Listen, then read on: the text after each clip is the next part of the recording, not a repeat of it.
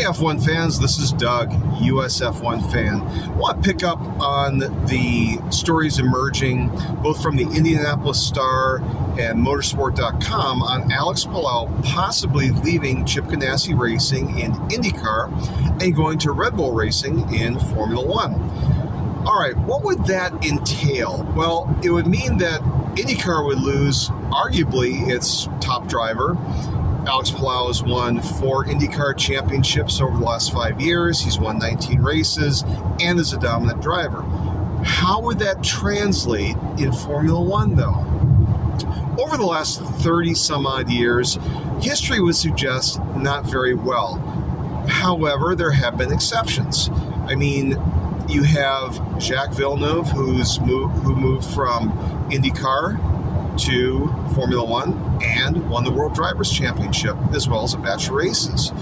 You also have Juan Pablo Montoya, who a few years later moved from IndyCar to Formula One. Wasn't a dominant racer, but he won races and was fast. He did relatively well during his relatively short career in Formula One. Now, would Alex Palou possibly emulate those two drivers? That's an open question. Alex Palou seems to have a very attacking style, a very aggressive style, very European, because he grew up racing in Europe, being a Spanish driver. So that may well translate fairly well to Formula One. Now, he's also 28 years old, which is, he's entering his physical peak as a driver. But the challenge is, how adaptable is he? Because the pattern in Formula One is drivers entering the sport very young, sometimes as teenagers, but definitely by 20, 21 years old seems to be the pattern these days. So would he be adaptable enough to thrive in Formula One? That's an open question, but it may be one that Red Bull is seriously asking, given all their problems with that second seat.